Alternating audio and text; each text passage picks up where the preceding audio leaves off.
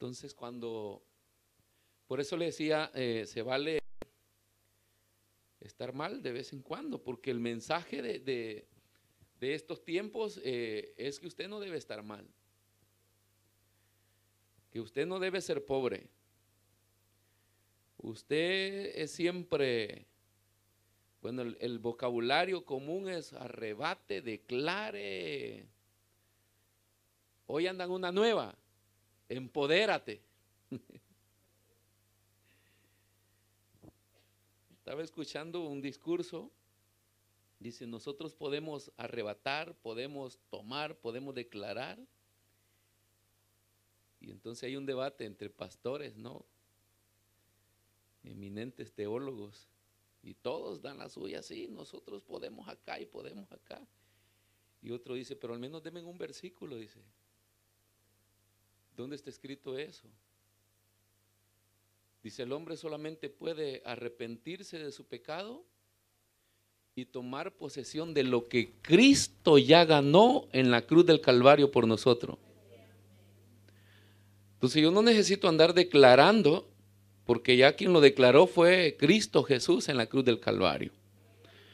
Nuestra vida debe estar regida a la voluntad del Señor para que nosotros podamos disfrutar de todas las bendiciones que Cristo ganó para nosotros en la cruz del Calvario.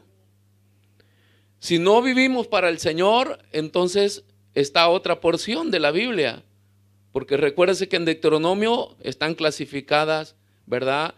En una parte las bendiciones y en la otra parte las maldiciones. Entonces el hombre es un agente libre de decidir y tomar decisiones. Si decidimos por obedecer a Dios y escuchar su palabra, dice, todas estas bendiciones vendrán sobre ti. Ahora en el Nuevo Testamento dice, buscad primeramente el reino de Dios y su justicia, y si todas las demás cosas, todas las cosas materiales, toda la necesidad que el hombre tiene, os serán añadidas. O sea, en ninguna parte de la Escritura encontramos que Dios le manda al hombre que vaya en busca del materialismo. Dice, si buscas primero su reino, todo lo demás será añadido. Todo lo que sea necesario para nuestra vida viene añadido. Por eso Jesús dijo, ¿acaso no veis las aves de los cielos? ¿No podéis ver los lirios del campo? No siembran, no ciegan, no cosechan, pero vuestro Padre que está en el cielo, hablando de los lirios, dice, los hace vestir de colores majestuosos, que nosotros no podemos, nos ponemos unos colores raros nosotros. Las aves de los cielos tienen su comida todos los días. Todos los días comen. Así nos narró el Señor. Entonces todo lo de Deuteronomio, donde habla de las bendiciones de Dios, siempre habla, si obedeces, si escuchas los consejos de Dios, dice, estas cosas vendrán sobre ti. Y ahí declara, tú serás. Tú serás. No, porque hoy hay gente diciendo que ellos no son cola sino cabeza, pero viven descabezados. No obedecen al esposo, no obedecen a la esposa, porque a veces hay que escuchar los consejos de la esposa. No obedecen a los pastores, no obedecen la palabra de Dios. Pero decimos, yo no soy cola, yo soy cabeza. Imposible. Todo lo que Dios declara y que lo que Cristo ganó por nosotros en la cruz está sujeto a la obediencia. Y le decía a los hermanos que estábamos orando hoy en la mañana, al cielo se entra por ser fiel. No hay otra cosa. Jesús dijo, si en lo poco me eres fiel, en lo mucho te pondré. No importa dónde nos puso el Señor, pero si ahí somos fieles, Él nos va a poner en lo mucho. Entonces no busquemos exhibirnos, le decía a los hermanos, porque la exhibición delante de Dios no tiene ningún precio. Les decía que hay gente que está sentada en las sillas y nunca pisará un púlpito para tener un privilegio, pero son personas que pasan intercediendo y buscando de Dios, y allá en la eternidad nos las vamos a encontrar en primera fila. Y todos los apóstoles y pastores y líderes que se exhiben por la televisión y por todas partes, quizás ni los vamos a ver. Porque quien es fiel en lo poco, Él lo va a poner en lo mucho. Ese es el mensaje de la Biblia. Hoy quiero que abra su Biblia. Todo cristiano tiene su Biblia siempre.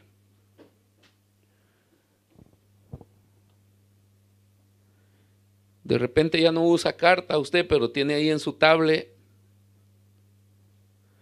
quizás hoy en su celular, la Biblia electrónica. No es pecado eso. Nada más que ahí usted no puede tomar apunte. Entonces tenga su cuadernito de apunte. Pero lo importante es que nosotros podamos leer con nuestros ojos la Escritura, lo que declara el Señor. Evangelio de Lucas, capítulo 4, versículo 14 al versículo 30. Evangelio de Lucas. Lucas el médico, el que ocupó su tiempo, su conocimiento para poder transcribir todos los hechos que los apóstoles habían vivido con el Señor, y así dejarnos este libro para que podamos leerlo. Capítulo 4, versículo 14. ¿Lo tiene? Vamos a leerlo en el nombre del Padre, del Hijo y de su Santo Espíritu. Y Jesús, volviendo en el poder del Espíritu a Galilea, y se difundió, volvió en el poder del Espíritu, y se difundió su fama por toda la tierra de alrededor. Jesús era famoso, pero él no vivía de la fama. Y enseñaba en las sinagogas de ellos, hablando de los judíos que tenían sus sinagogas, y era glorificado por todos. Vino a Nazaret, donde se había criado, y en el día de reposo entró en la sinagoga, conforme a su costumbre. O sea, él acostumbraba a congregarse. La sinagoga era el lugar donde los judíos se congregaban y estudiaban las escrituras, y era un lugar para debatir también, porque ahí estaban las cosas nuevas del día, no chismes, cosas importantes. Entonces él acostumbraba y se levantó a leer, le gustaba leer. Si nosotros carecemos de ese deseo de leer, no tenemos nada que ver con Jesús. Y se le dio el libro del profeta Isaías, y habiendo abierto el libro, halló en el lugar donde estaba escrito. Isaías es un profeta que vivió 700 años antes de Jesús. Y él visualizó, como otros profetas, todo el acontecimiento del nacimiento de Jesús. Lo ve desde el vientre de una virgen, porque él es el que profetiza que una virgen iba a dar a luz. Y habla de todos los acontecimientos de la iglesia. Y ahí estaba escrito lo que iba a pasar con este Mesías que iba a ser enviado. Y dice que se le dio el libro del profeta Isaías, y habiendo abierto el libro, halló el lugar donde estaba escrito: el Espíritu del Señor está sobre mí, por cuanto me ha ungido para dar buenas nuevas a los pobres. Este Jesús del cual nosotros hablamos fue enviado para dar buenas novelas, una información nueva que impacta a la persona que está en dificultad, a los pobres, lógicamente pobres de espíritu, porque nosotros éramos miserables, pobres. El hombre pobre de espíritu es aquel que no tiene sensibilidad a poder accionar o acceder a Dios. Por eso cuando usted evangeliza se encuentra con un montón de personas y usted le dice, Jesús te ama. Y ellos dicen, vete al diablo con tu Jesús, a mí no me interesa. Porque ellos están muertos en vida. Son pobres en espíritu. Si usted canta alabanzas a Dios es porque usted está vivo. Es porque al encontrarnos el Señor nos devolvió la vida y nos ha hecho ricos en espíritu. La riqueza espiritual es la sensibilidad a lo de Dios. Por eso lloramos, por eso cantamos, por eso se danza, por eso se grita. Si de repente usted está por primera vez acá y dice, ¿por qué estos locos hacen tanto rumor? Es porque nuestro espíritu está vivo. Porque hay alguien que vino para volvernos sensible a lo espiritual. Eso nos hace dejar muchas cosas. A los pobres. Me ha enviado, dijo, a sanar a los quebrantados de corazón. A mí me gusta tenerlo de pie un buen rato, porque después sigo solo yo. A los quebrantados de corazón, hermanos. David está orando en uno de sus salmos y dice, bendice alma mía Jehová. Y después de decir ciertas cosas dice, porque Él sanó todas tus dolencias.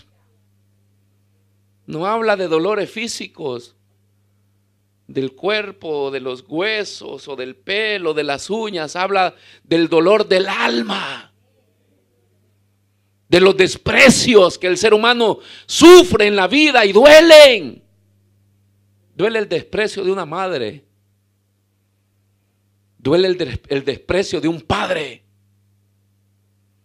Duele el desprecio de un ser que tú amas y te olvida y no le interesa. Eso duele acá. La pérdida de un ser querido duele. Y Él vino para sanar a los quebrantados de corazón. Por eso Él no es el ladrón. Ahí va aquella joven llorando y se encuentra con el ladrón y le dice, ¿qué traes? Y le dice, traigo el corazón roto. Dice que la abrazó, lloraron juntos, la consoló, pero cuando se fue le había robado el celular y la cartera. Jesús no vino para robarnos, vino para darnos, para restaurarnos. Todo aquel que tenga el corazón roto. Bueno, hay quien se lo rompe porque quiere. A pregonar, dice, libertad a los cautivos y vista a los ciegos. Él es el que pregonó que la cárcel de aquellos que estaban cautivos, y no habla de presos, habla de gente que estaba atada. Habían, hermanos, leyes, decretos que nos acusaban a nosotros culpables. Nosotros teníamos que ser condenados, pero Él vino a abrir las puertas para que todo aquel que escuche el pregonar de estas buenas nuevas sea salvo. Por eso es que somos salvos, por eso es que somos libres, porque Él vino a abrir esas puertas, a dar libertad, y dice a poner en libertad a los oprimidos. Nosotros salimos de la opresión de Satanás. Éramos alcohólicos, no porque el licor es bueno, es feo, horrible, pero éramos esclavos. De todas las prácticas de pecado, éramos esclavos. Y dice que Él vino a poner en libertad a los oprimidos y a predicar el año agradable del Señor. Estas son las buenas nuevas. Y enrollando el libro, lo dio al ministro que precedía la reunión y se sentó. Y los ojos de todos en la sinagoga estaban fijos en él. Y comenzó a decirles: hoy se ha cumplido esta escritura delante de vosotros. Y todos daban buen testimonio de él, y estaban maravillados de las palabras de gracia que salían de su boca. Y decían: ¿no es este el hijo de José? Y él les dijo: sin duda me diréis este refrán: médico, cúrate a ti mismo. De tantas cosas que hemos oído que se han hecho en Capernaum, haz también aquí en tu tierra. Y añadió: de cierto os digo que ningún profeta es acepto en su propia tierra.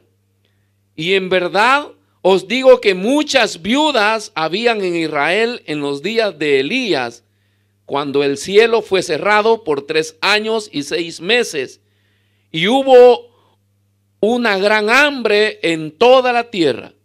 Pero a ninguna de ellas fue enviado Elías, sino a una mujer viuda en Sarepta de Sidón. Y muchos leprosos habían en Israel en tiempo del profeta Eliseo, pero ninguno de ellos fue limpio, sino Naamán el sirio. Al oír estas cosas, todos en la sinagoga se llenaron de ira, y levantándose le echaron fuera de la ciudad, y le llevaron hasta la cumbre del monte sobre el cual estaba edificada la ciudad de ellos, para despeñarle. Mas él pasó por en medio de ellos y se fue. Oramos al Señor. Padre, te damos gracias en esta mañana.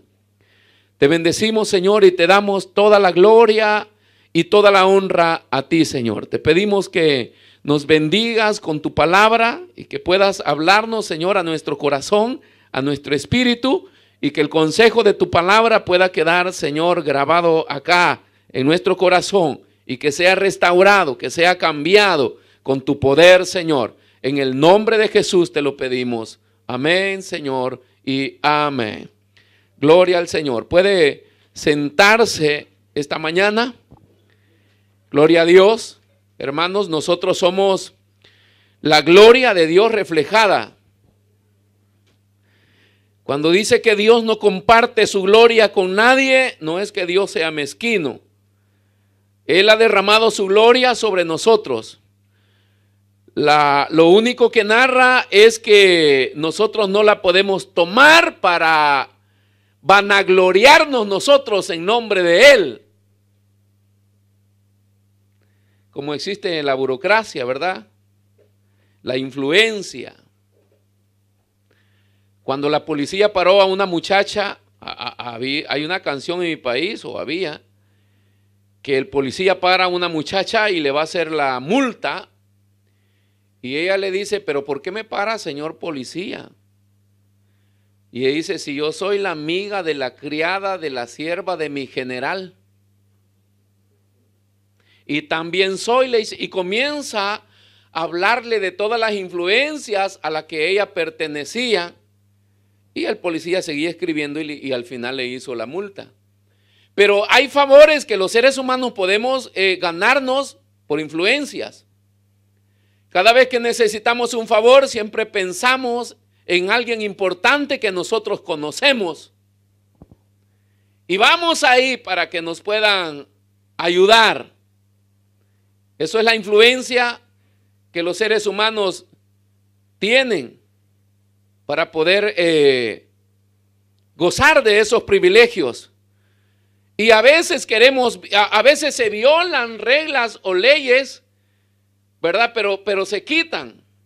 Hay personas que le hacen la multa porque se pasó un semáforo en rojo, pero tiene un carabinieri que es amigo. Y entonces va y le dice: por favor, habla con tu jefe que me anule la multa, y le anulan la multa. En Dios no se puede eso. Usted se lo tiró en rojo y va a pagar la multa con Dios. Es por eso que Él dice: yo no comparto mi gloria con nadie. No es que no está su gloria con nosotros. Él ha derramado su gloria desde que envió a su Hijo a la tierra. Y dice que nosotros fuimos creados para su gloria. Por eso es que nosotros vivimos reflejando la gloria de Dios. No gloria nuestra, gloria de Dios, que viene también relacionada con la gracia del Señor. ¿Sabe por qué nosotros obtenemos cosas en esta vida? Por graciosos.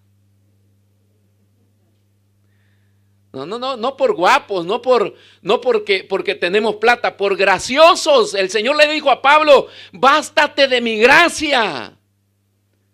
Es la gracia del Señor. Por eso es que esa gracia se manifiesta con la presencia del Señor. David, cuando peca, está llorando delante del Padre y le dice: por favor, no quites de mí tu Santo Espíritu, porque sin tu presencia yo soy sin gracia.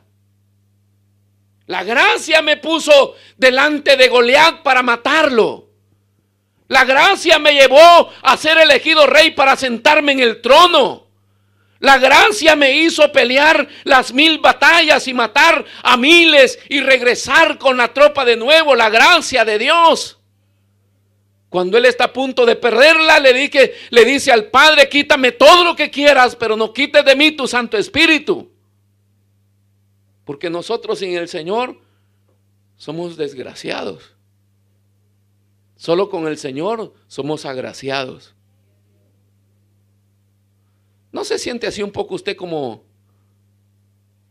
un poco de racismo, un poco de discriminación?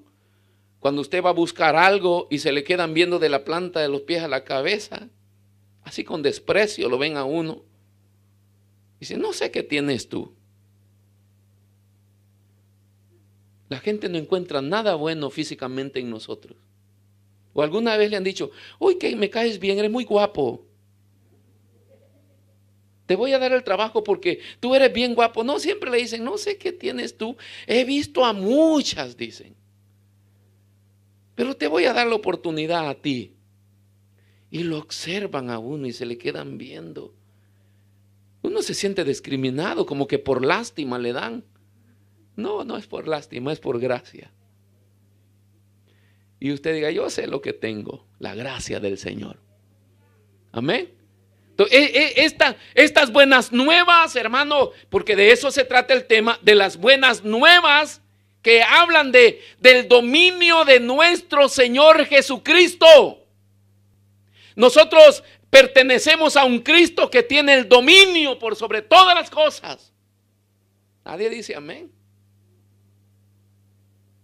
Si el hombre sufre, si el hombre llora, si el hombre se lamenta, es porque en estos tiempos, hermano, de conflicto, de necesidad, de problema, nuestra fe se ha vuelto religión.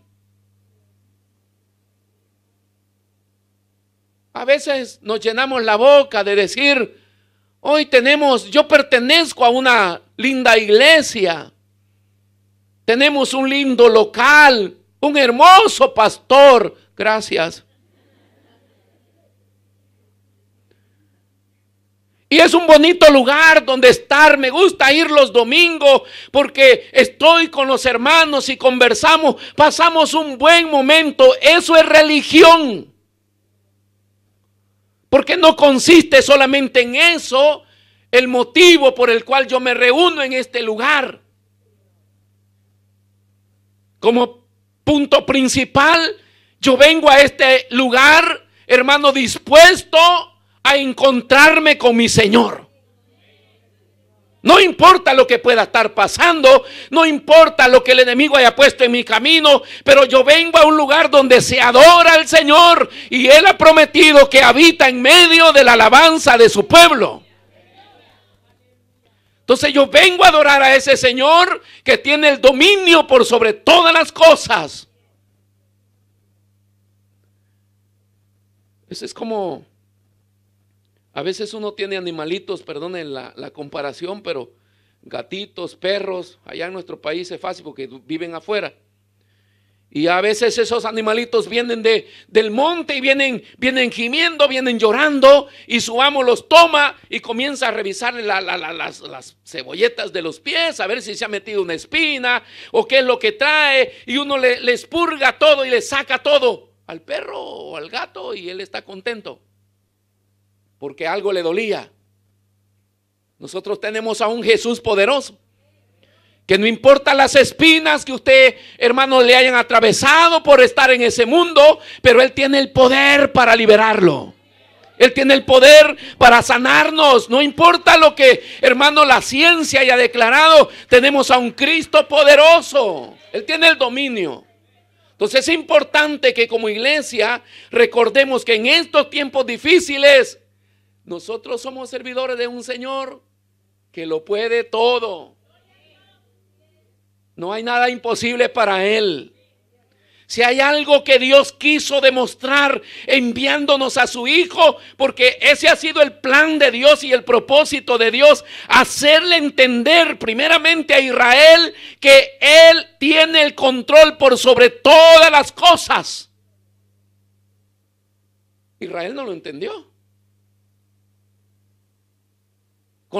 Al enviar a Jesús, también Dios quiso demostrarle a la iglesia que Él tiene el poder.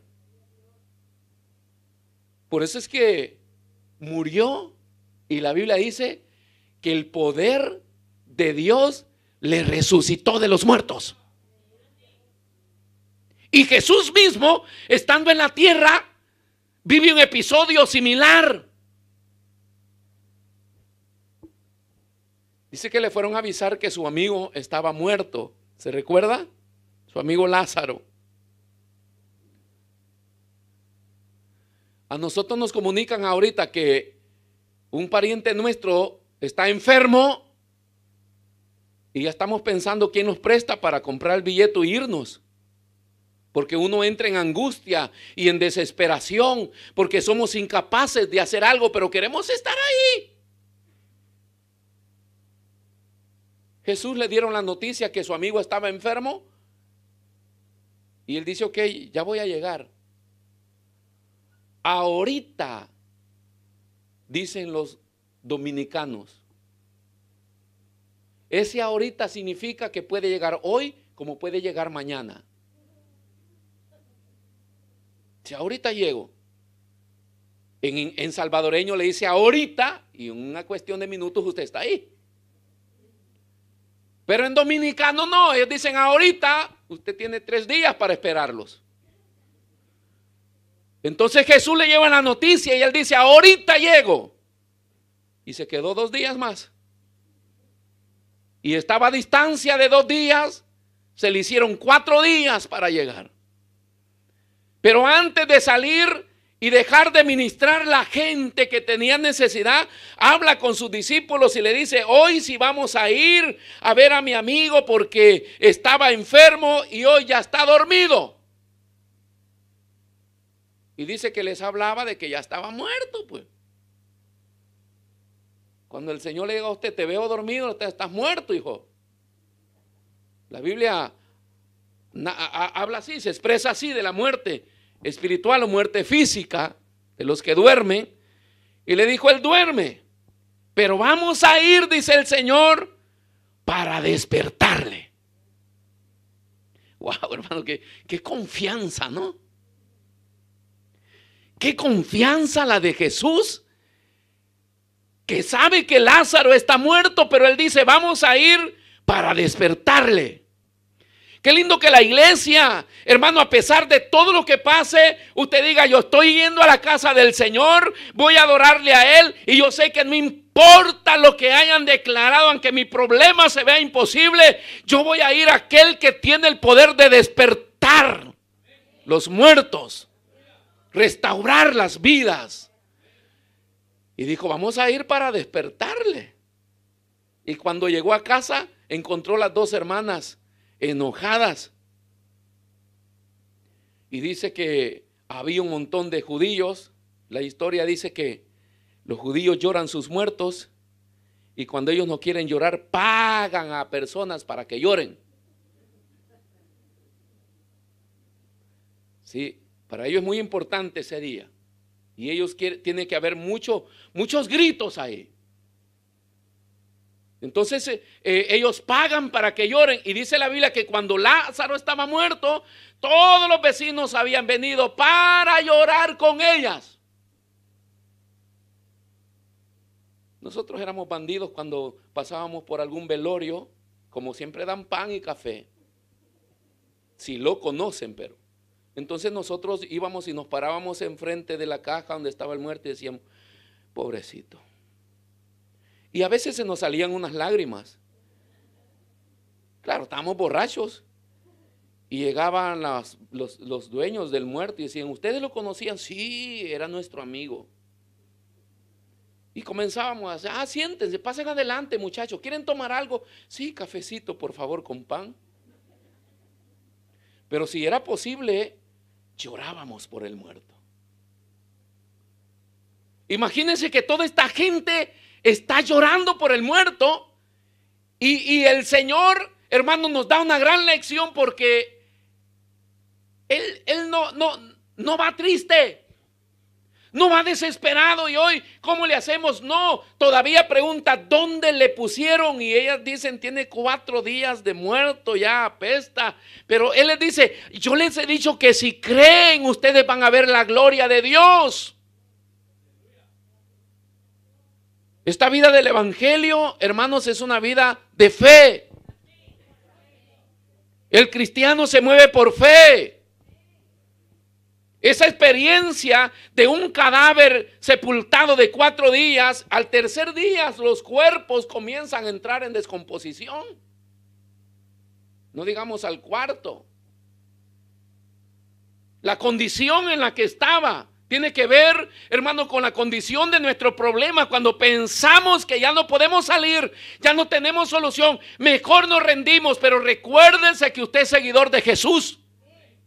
Y Él tiene el poder de resucitar los muertos. El poder restaurador de Jesús. Porque el diablo vino a destruir la vida. Lo está haciendo todavía. El diablo está destruyendo la perfección de la creación de Dios.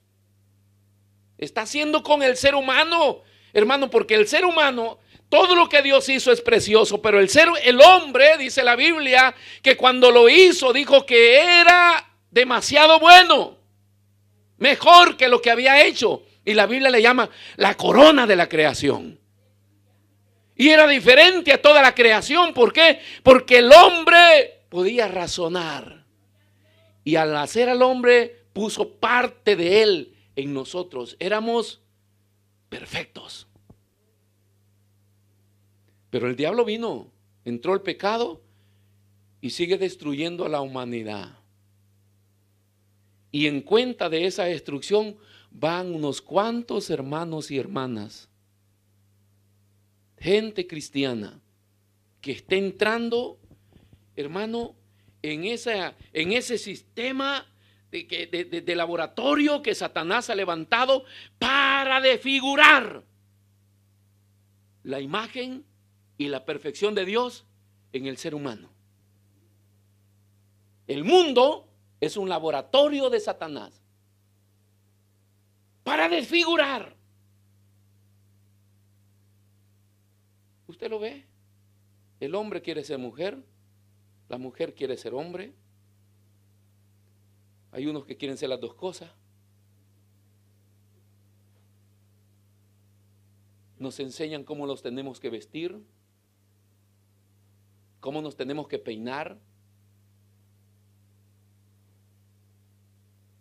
Allá en nuestro país nos enseñan a vestir, ¿no es verdad? Dice, tú tienes que andar todo combinado. ¿No es verdad? Si usted se mancha la camisa, tiene que quitarse todo, porque tiene que andar bien combinado, de colores, bien avinado. Las modas de hoy, no. Usted puede ser un arco iris.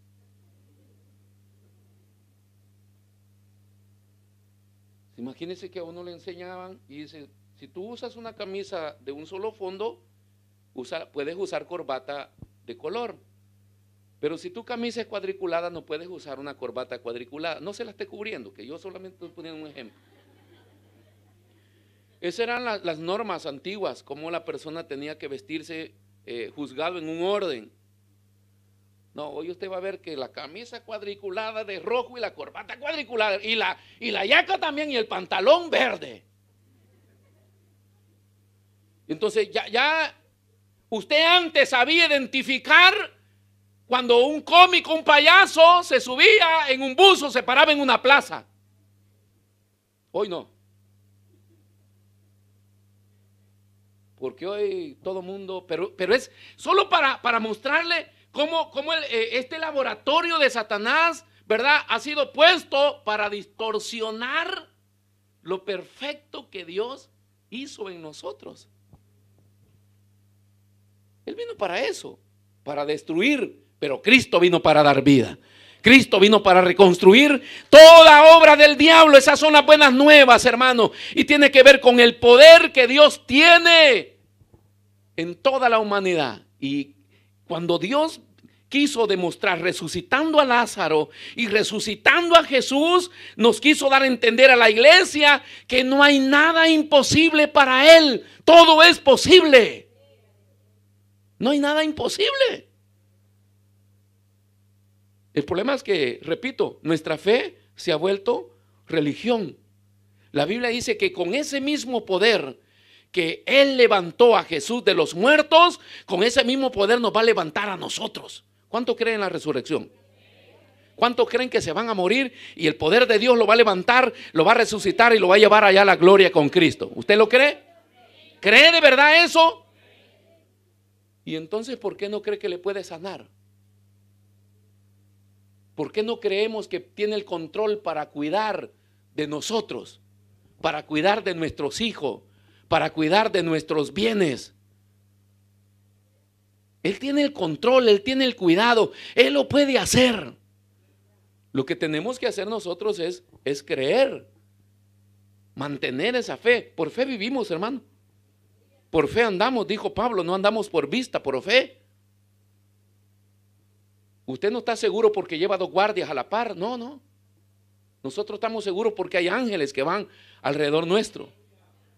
Y estamos tan seguros que el día que nos muramos es porque a Dios le ha placido levantarnos de esta tierra y llevarnos a su presencia. Esa es la seguridad y queremos vivir tranquilos y morir tranquilos. Hasta para morir se necesita tener fe. Hay cristianos que en sus últimos momentos han dicho: ya dejen de estar orando, ya el Señor me ama, quiero irme con Él. Chao. Y se han ido. Porque hasta para morir se necesita fe. Ya si hablamos de la muerte ya a nadie le gusta. Pero esa es parte de la confianza que nosotros tenemos en nuestro Señor. Por eso es que es bueno recordar, hermanos, estas buenas noticias, que el poder de Dios levantó a Jesús de los muertos y nos va a resucitar a nosotros. Pero antes de que eso acontezca, Dios envió a su Hijo para que nosotros tengamos esperanza. El profeta Amós le dice a Israel en el capítulo 5, versículo 4, dice: buscadme y viviréis. No hay otra manera de tener vida.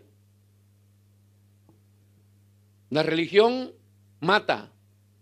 La única manera de tener vida es buscar del Señor. No porque se ha perdido, porque nosotros lo hemos dejado. Buscar de Él es convertirnos en discípulos que le seguimos donde quiera que Él va. Por eso es que Jesús escogió discípulos. Dice que los llamó, los sacó de su actividad que tenían para que vinieran y estuvieran con Él. Por eso es que el cristiano debe tomar decisiones en su vida, porque Jesús te llamó para que tengas un tiempo con Él. Tenemos mentores, tenemos formadores, se aprende de un líder, se aprende del pastor, se aprende de los padres, pero el mejor maestro para enfrentar la vida se llama Jesús. Y los mejores consejos es la palabra de Dios, que es el pan. Jesús dijo que Él era el pan del cielo. En una oportunidad, en uno de sus primeros milagros del profeta Eliseo, Dice que había muerte en la olla, ¿se recuerda? Y entonces Eliseo dijo, traigan por favor, dijo, un puñado de harina. Y la mezcló en la olla que tenía veneno, y dice que después les dio para comer y ya no se murió nadie más.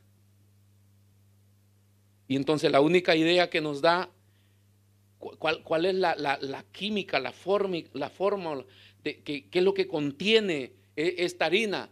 Solo simbólicamente podemos pensar que de la harina se hace el pan.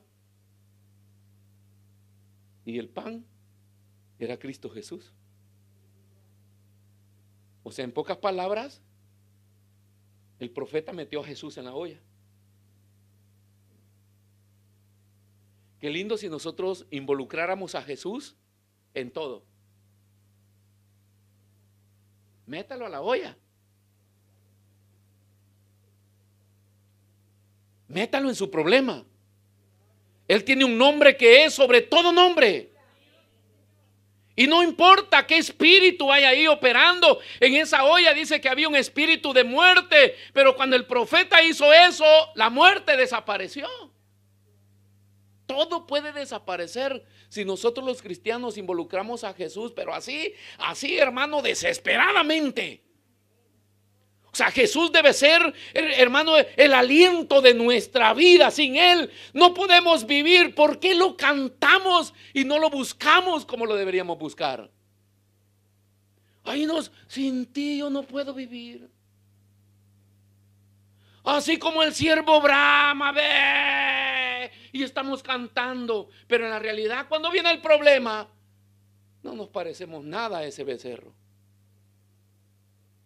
Porque preferimos ir al hombre, preferimos ir a las personas que de repente nos pueden ayudar, y nos hemos olvidado que el que tiene la solución a todas las cosas de nuestra vida se llama Jesús. Solo con Él somos más que vencedores. Por eso lo envió el Padre a la tierra, para que tengamos vida. Y dice que al regresar del desierto Jesús descendió, dice, a la ciudad, pero venía en el poder del Espíritu. Y después de que lee, y después de que anuncia lo que el profeta había declarado 700 años atrás, dice que salió de ahí porque lo querían matar.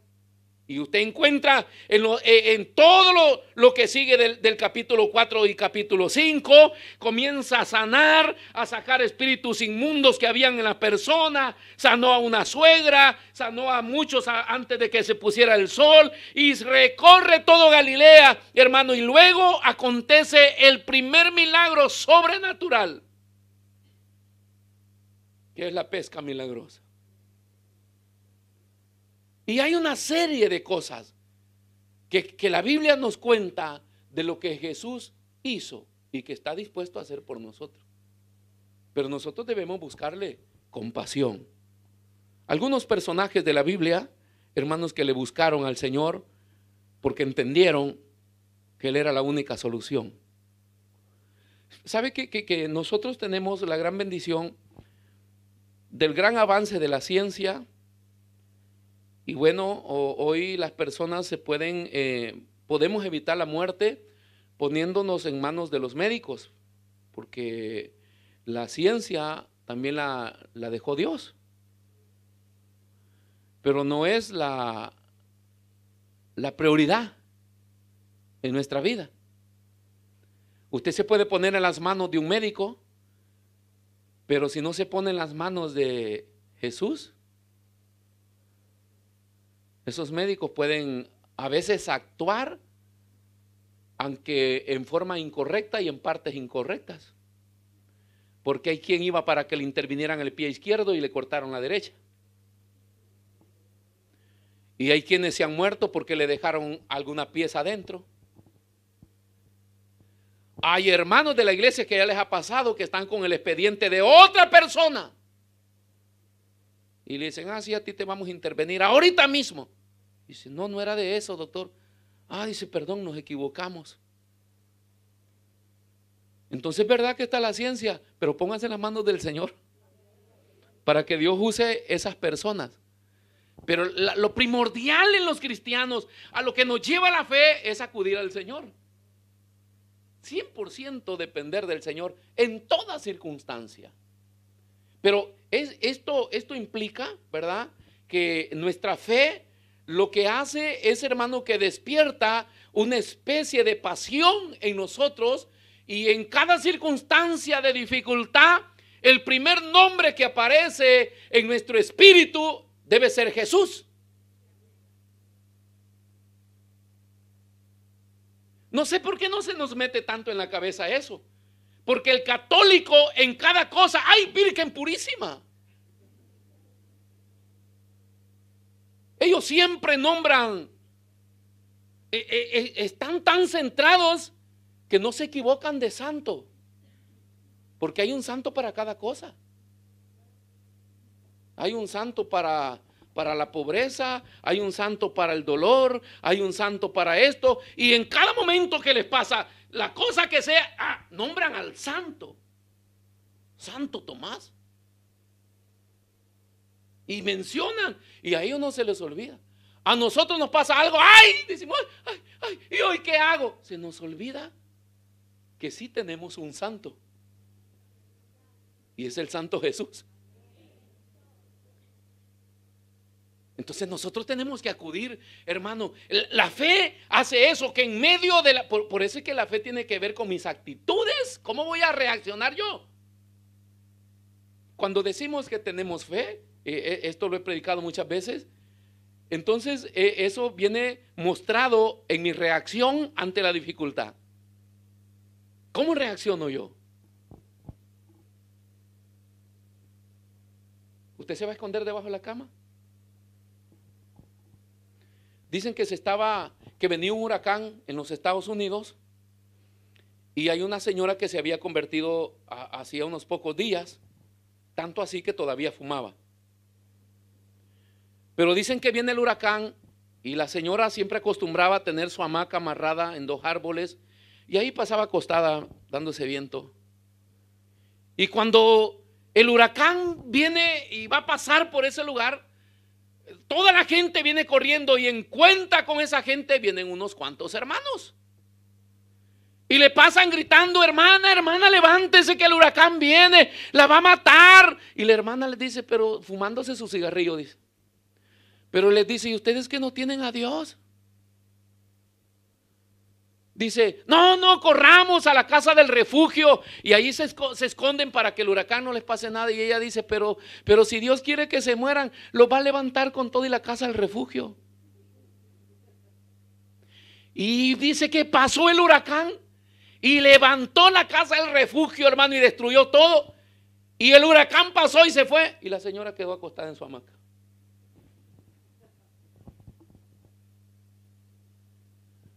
Nosotros escuchamos alguna noticia mala y entramos, hermano, mosca, peruano, ¿no? O sea, la mosca se para y siempre está.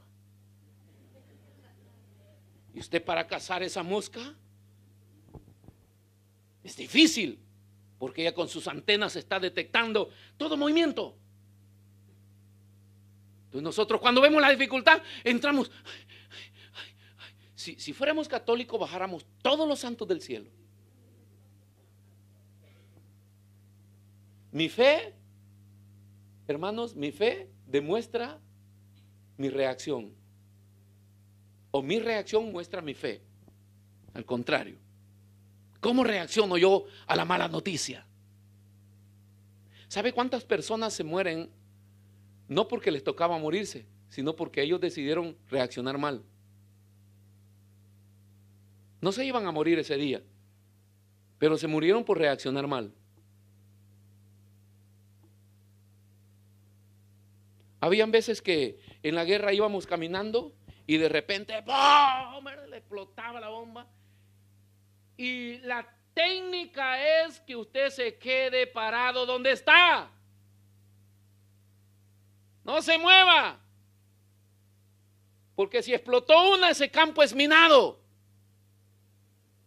Pero habían unos que entraban en angustia y caían, ¡bum!, también. Él no nació o no fue ahí para cortarse los pies, pero su reacción. Entonces era mejor estar tranquilo. Por eso es que le entrenan para que usted esté tranquilo. Este camino del evangelio, nosotros somos entrenados para estar tranquilos. O sea, Moisés le dice al pueblo, vosotros, dice, pues, estén tranquilos.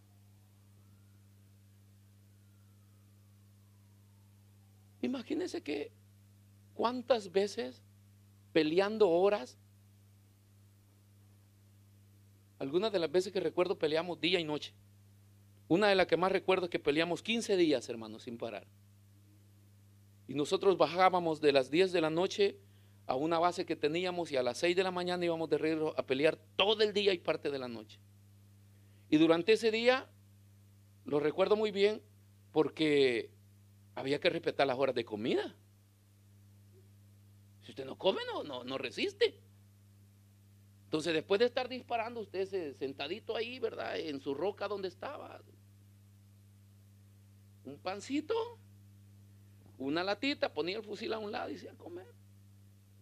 ¿Y usted cree que el enemigo paraba de disparar? No, señor, las balas, y usted comiendo. Terminaba de comer, se lavaba los dientes, se tomaba un café.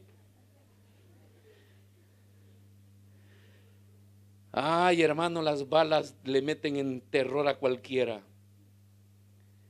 Y uno tenía que acostumbrarse a estar con eso ahí y comer y luego seguir peleando. Qué lindo ejemplo para llevarlo a la vida cristiana. Por eso mi madre tiene 88 años y no le veo por dónde ella se va a morir. Porque a veces me asusto, mi mamá ya de repente se muere, yo llego allá, le encuentro lo mismo. Y digo, ¿cuándo va a partir esta señora?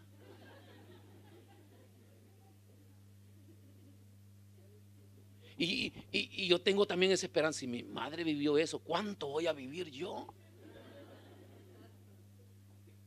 Pero mi madre tiene un detalle. Ella puede estar bien enferma, pero no para de comer. Y aunque le duela, siempre dice, ya va a pasar. Ya va a pasar, dice. Ella encuentra medicinas de donde no hay. Por ahí le han llevado una su planta de sábila. Eso le sirve para dolores, para fiebres, hasta para comer. A ella esa planta, hermanos, cura todo. Pero yo no creo que la planta tenga todo eso. La cosa es que ella, cada cosa que hace, dice en el nombre de Jesús. Y le funciona. Le funciona. Entonces la vida del cristiano tiene que ser este estilo de vida. Usted no debe estar preocupado. Nosotros tenemos un capitán que pelea por nosotros. Ahora, si yo le pregunto a usted, ¿cuántos gigantes tenemos en la vida? La idea siempre viene y pensamos que los gigantes de la vida, porque así lo hemos predicado, así lo hemos enseñado, son todos los problemas que se levantan en nuestra vida, pero no es verdad. El único gigante de nuestra vida se llama Jesús. Porque Él es el gigante de los gigantes y Él tiene el poder de destruir a cualquier gigante que se levante en nuestro camino. Pero tenemos que confiar en Él. Tenemos que aprender a vivir tranquilos. No tenemos que morirnos, hermano, antes del tiempo. Nos vamos a ir de esta tierra cuando Dios ya determine llevarnos. Pero confía en Él. Y para confiar en Él se necesita buscarle. Y le voy a mencionar algunos. Juan capítulo 20, versículo 2. Acá habla de una mujer. Evangelio de Juan capítulo 20, versículo 2.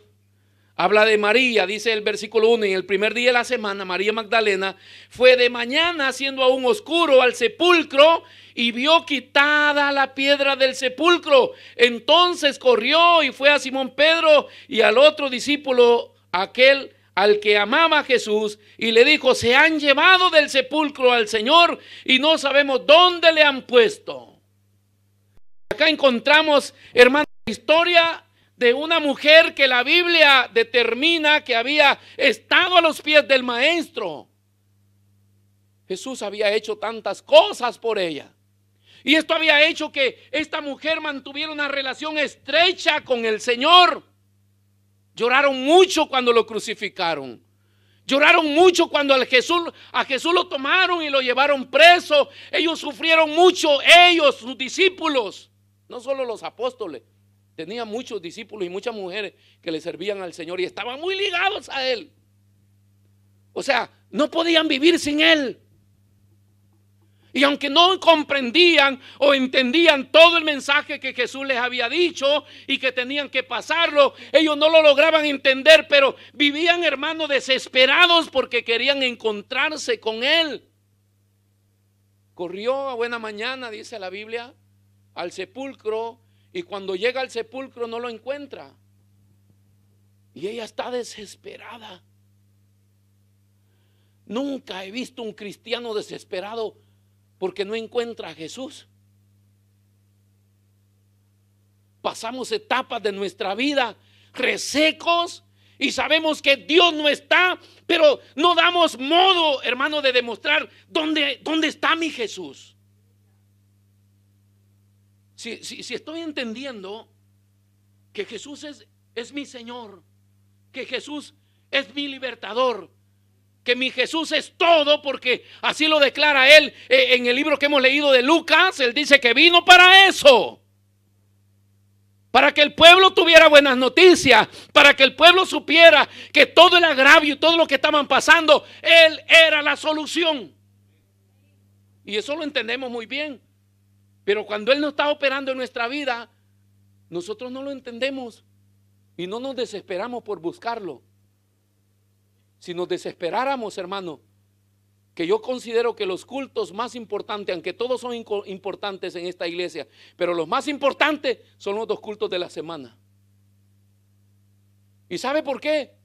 Porque son días de oración. Y son los días en los que menos nos involucramos. Ponga usted todas sus excusas y diga qué es lo que le detiene a no venir. Pero yo debo decirle que esos días son los más importantes.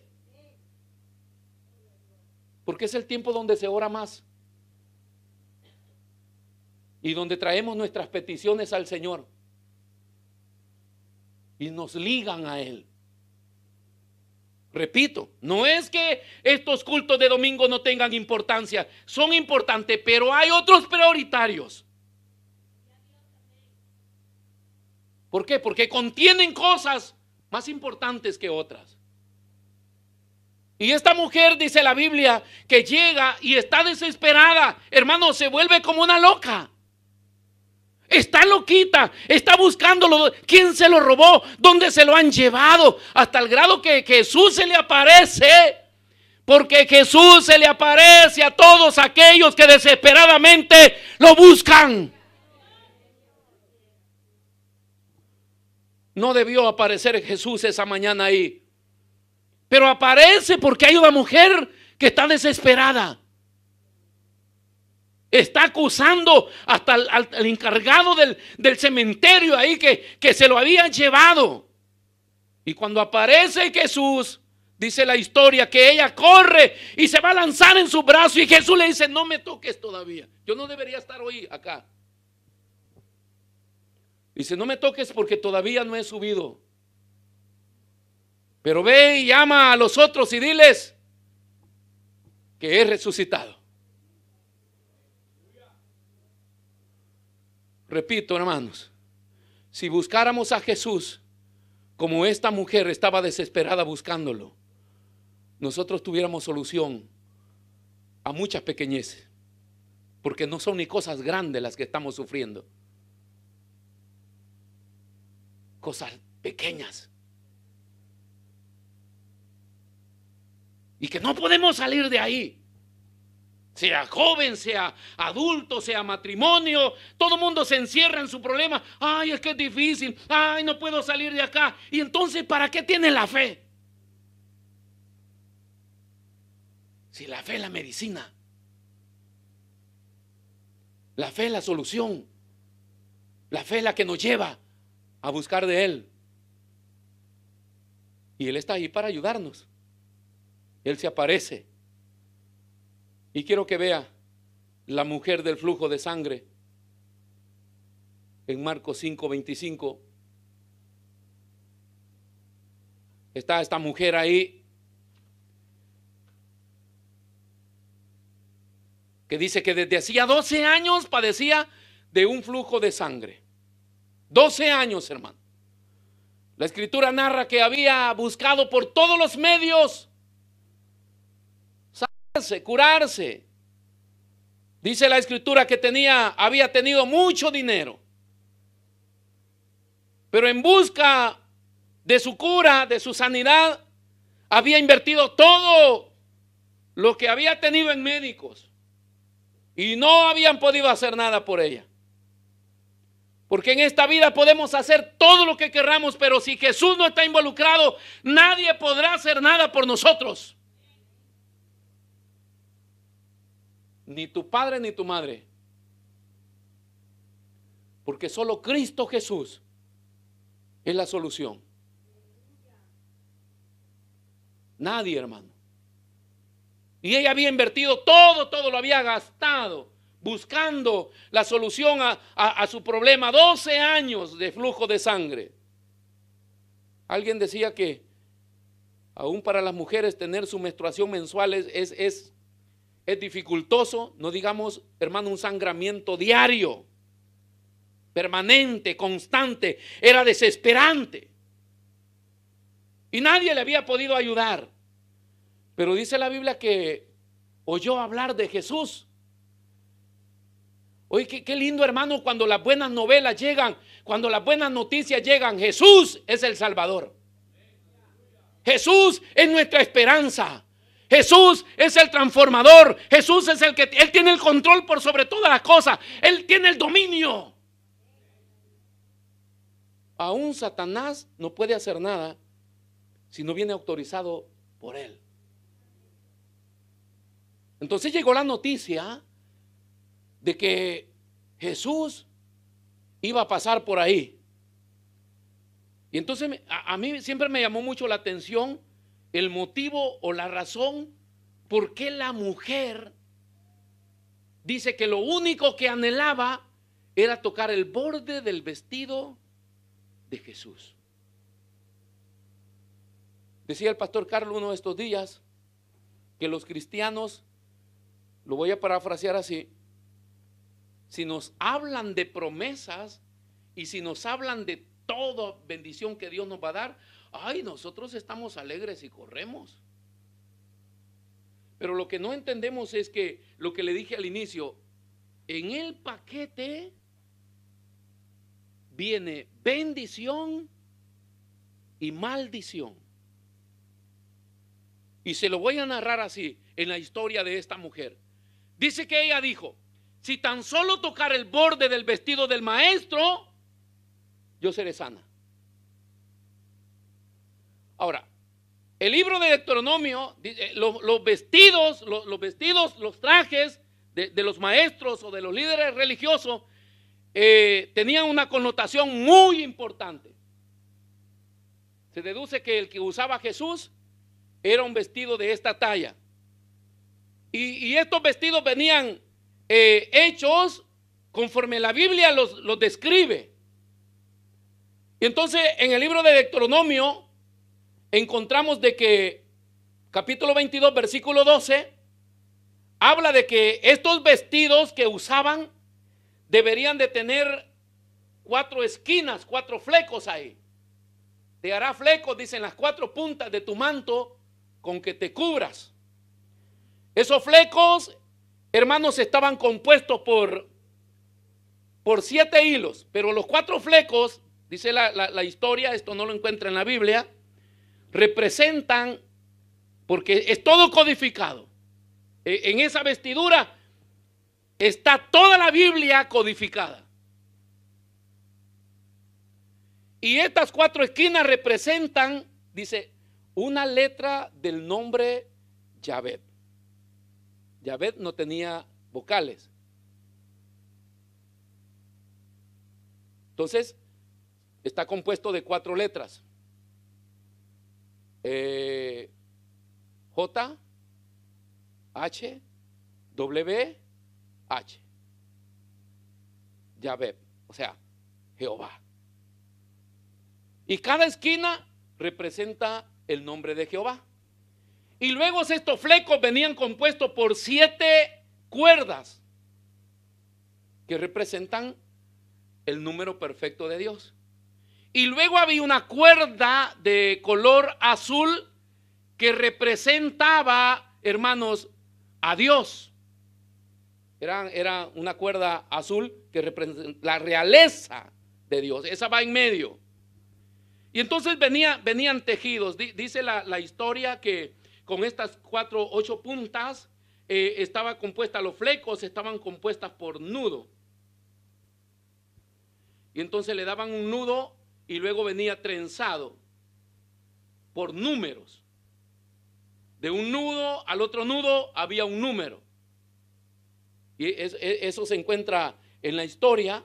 Yo lo escribí acá para que nosotros lo podamos ver. Entonces dice que 7 vueltas de hilo entre el segundo. Véalo, lo complejo del zixio plural es que cada uno de los 4 puntos del manto tenía 5 nudos, y entre cada nudo un grupo de vueltas de hilo. Entre el primero y el segundo nudo habían 7 vueltas de hilo. Entre el segundo y el tercero habían 8 vueltas, y entre el tercero y el cuarto habían 11, y entre el cuarto y el quinto nudo habían 13 vueltas. Entonces al sacar el total, hermanos, sumaban 7 más 8 más 11 igual a 26, que representaban el valor numérico del nombre de Yahvé. Entonces, en esos nudos encontrábamos Deuteronomio capítulo 22:4, me parece que es, donde dice: oye Israel, Jehová tu Dios uno es. O sea, eso estaba escrito, no en letras, no en números, en detalles. Y en todas esas trenzas, esos flecos, para no cansarlo, estaban escritas las 613 leyes mosaicas. La ley de Moisés está compuesta por 613 leyes. 365 son maldición y 248 son bendición. Pero las 600 están descritas ahí, codificadas. Entonces, ahí hay maldición y ahí hay bendición. Usted habla con los evangélicos de hoy y ellos quieren la bendición. Hermanos, vamos para el cielo. Amén. Todos quieren ir al cielo. Y lo peor de los casos es que no viven para el Señor, pero ellos están seguros que van para el cielo.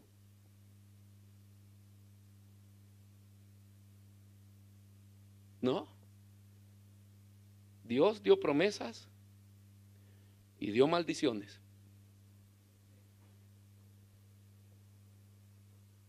Y si somos salvos y creemos en Él, nosotros aceptamos las dos cosas. Y si vivimos obedientes, dice, entonces vamos a disfrutar de todas las bendiciones. Ahora Israel creía en una profecía que la está dando Malaquías, capítulo 4, versículo 2, porque dice que nacerá el sol de justicia y en sus alas traerá salvación. Ellos creían que el sol de justicia es el Mesías que iba a venir, y sus alas de salvación tenía que ver con los flecos de su vestido. Por eso es que también Mateo capítulo 23 versículo 5 dice que los maestros fariseos usaban este tipo de vestidos, pero si como ellos ya son fariseos, ¿verdad?, se consideraban ser superior a otros, entonces entre más santo era, más largo lo usaba. Hoy nosotros nos parecemos mucho a ellos.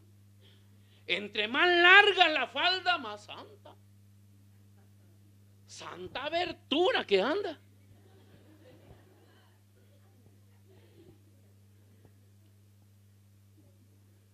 Y hoy la jovencita se pone la falda bien larga, pero es un choricito.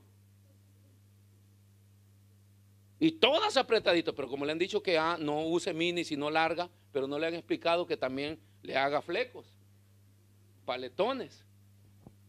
Pero bueno, dejémoslo ahí. Los fariseos también hacían esto, hermano, y dice, ve, ahí lo dice Mateo, antes dice, hacen todas sus obras para ser vistos por los hombres, pues ensanchan sus filaterías y extienden los flecos de sus mantos. Porque eso demostraban los vestidos de ellos, demostraban. Por eso es que usted va a encontrar una serie de vestuarios en la tradición judía.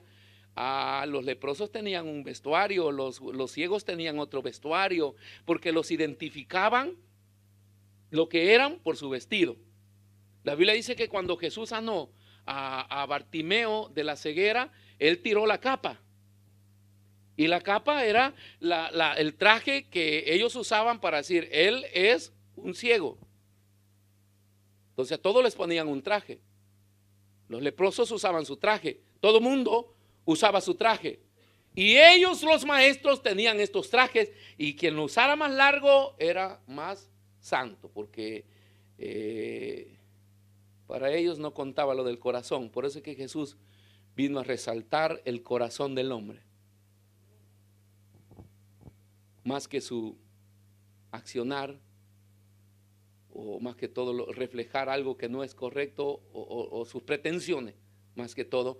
Viene y dice, lo importante, dijo el Señor, es el corazón.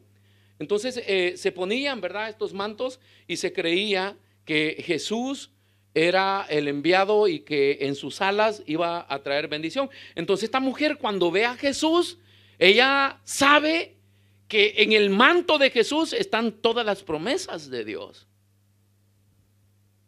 pero también están escritas las maldiciones. Entonces cuando Jesús se para y pregunta y dice, ¿quién me tocó?, ella estaba perdida entre la multitud y no podía decir que había sido ella, porque la ley decía que una mujer no podía acercarse a un maestro. Segundo, enferma, no podía tener un contacto con un hombre de Dios. Ya por ser mujer no había acceso, no digamos la enfermedad. O sea, la ley lo decía. Si ella decía, yo te toqué, le caían a pedradas, hermano. O la agarraban y le enjuiciaban. Pero Jesús es el mediador. Él es el Salvador, Él es el sol, Él es el enviado, Él es el hijo del que habla el profeta Isaías.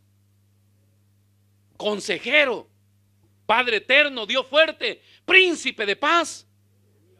Entonces Jesús está entre medio, hermano, de la maldición y de la bendición.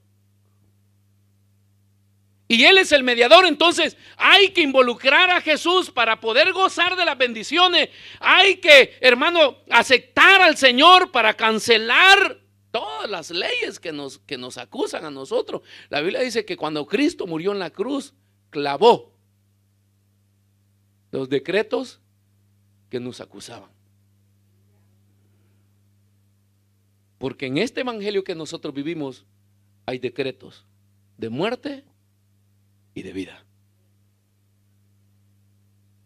Repito, en este evangelio que nosotros practicamos hay decretos de muerte y de vida.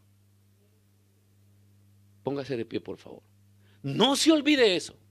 Hay decretos de muerte y hay decretos de vida.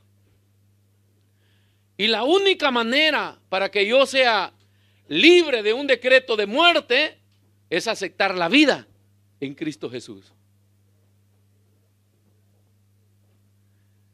Entonces fíjese que si contamos la ley mosaica, hay más pecados que bendición. Hay un pecado para cada día. 365 leyes. Hay un pecado diferente para cada día. Y 248 bendiciones, promesas de bendición. Por eso es que la fuerza del mal con nosotros todos los días nos acecha. Y a veces sentimos que ya no podemos más. Pero recuerde que hay 248 promesas de bendición si le somos fieles. ¿Y dónde las encontramos? Hoy no están en el manto de Jesús. Están en Cristo Jesús. Si de repente siente que ya Dios no está con usted, ya no le siente por ningún lado, entonces corra como María. El Evangelio tiene una aplicación y se llama decisión. El hombre tiene que ser decisivo. Tus decisiones, por amor a la vida, deben sobreponerse por sobre todas las cosas. Entonces dice que María, levantándose muy temprano, no sé si durmió, porque nadie duerme después de perder un ser querido. Habían perdido a su maestro, lo habían crucificado, y ella va corriendo en la mañana. Hay gente, hermano, que se levanta y ellos saben su compromiso que tienen con Dios. Ellos vienen corriendo, vienen fervientes, porque vienen a adorar al Señor. Yo entro en las mañanas acá y encuentro 2, 3 hermanos que antes de hacer otras cosas se vinieron a orar. Hay quienes venimos con el vaso de jugo y la latte macchiato, el bar. No por el Señor. Otros queremos que termine el culto ya porque se nos está formando la chuleta acá y abajo. Y quizás en el tiempo que has estado acá, ¿sabes? Porque sabes que no se ha solucionado tu problema. Pero es más fácil escuchar que mis tripas tienen hambre a decir, hoy es el tiempo donde yo puedo volcarme a los pies de mi Jesús. Y puedes ser sano. Tú puedes ser sano.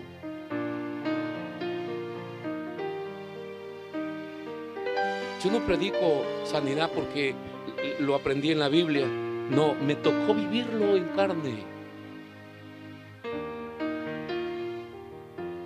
A mí Jesús me puso un pulmón nuevo. Así, tangible. En un tiempo de oración en la iglesia.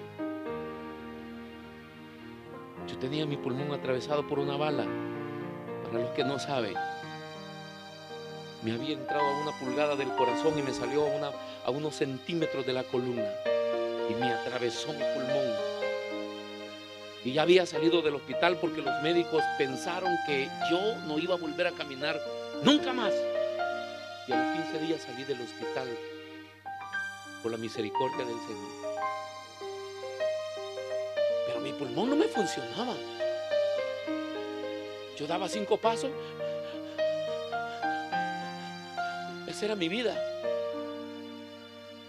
Pero un día llegué a la iglesia porque mi esposa me llevaba. Y me convertí al Señor ahí. Y yo tenía problemas.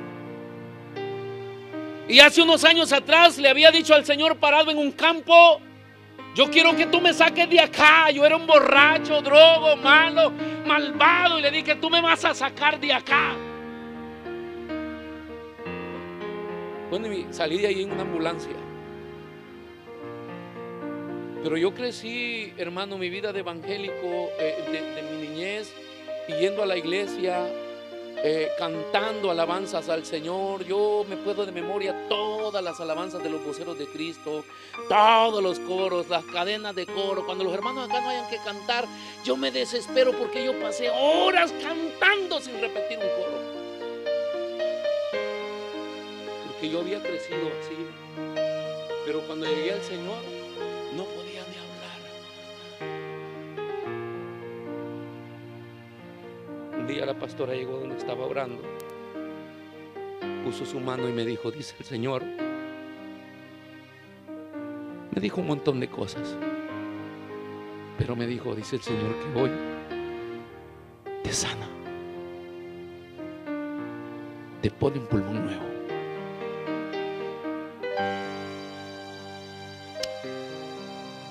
Yo soy medio hermano de Tomás.